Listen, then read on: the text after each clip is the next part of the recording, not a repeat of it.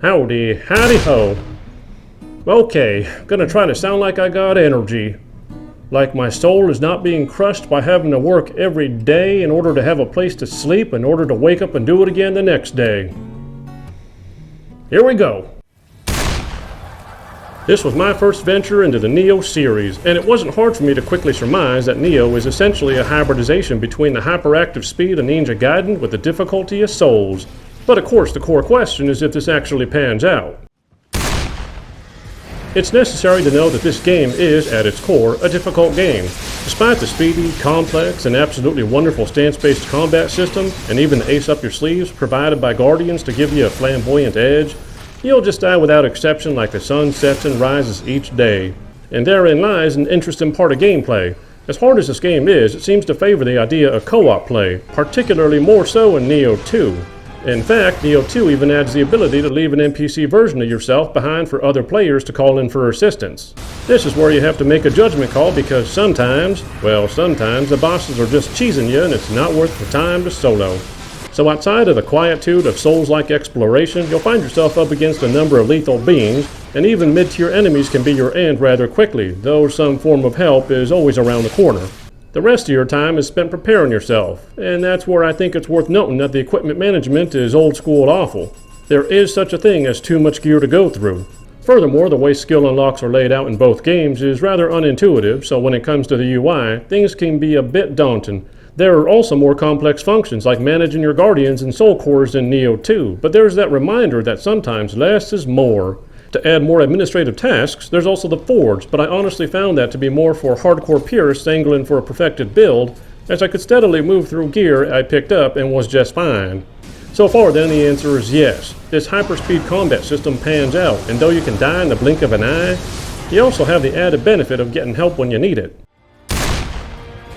I will never stop being against Sony's push to raise game prices by $10, but fortunately this collection more than justifies this on the content front. The collection has both games and their DLC, so by the time you've reached the point of picking up the Nightmare Bringer Soul, you've easily put in an impressive 70 plus hours. And that's just your first playthrough in which you probably built your skills and leveled yourself up to get through it rather than create a build. Rest assured you are given a dollars per hour golden price ratio. There isn't anything more to say other than money well spent. This is where things get a bit ugly in all truth. The game is clearly built on not a last-gen engine, but a PS3-era engine when this game likely started development. The attempt to remaster just can't remove these underpinnings, and neither can focus in on dark environments. While there are also occasional bugs, that includes Nioh 2, there's only so much that can be done when the infrastructure is so aged. The engine is just not designed for the modern generation, and its terrible draw distance manifests in the more ample daylight of Nioh 2. They did clearly focus on trying to make close-ups look good, but even with the remastering, we're still really only hitting early last-gen standards outside of resolution. On that resolution part does also come a pretty solid frame rate where the dips were so rare that it is well above acceptable and considered stable. But a core differentiator from Souls, the Nioh series does have a story, one rooted in the use of historical Japanese culture and references, but centered around a fictional yokai story complete with cinematics. Both games' stories, while fortuitously contiguous, get unfortunately confusing around their midpoint with sudden multi-character collaboration and plot changes. And you might just find yourself having to go back and read up to fully understand who is what and why. While you're in there though, one thing you might end up doing is checking out the monster booba. You damn dirty ape. I start with an odd statement. Neither of these games individually would score as high as they are combined in this collection, and this collection is what I'm reviewing. Nioh as a series sets itself apart with visceral, engaging, and joyously complex combat not found anywhere else in the Souls-like subgenre. And while it is hampered by a story that is just as unintuitive as its UI, at least it actually delivers one. If you get into Nioh through this collection, you're treated to an impressively long, grueling journey filled with all your dollars worth in tears and frustration, one that is easily shared with others.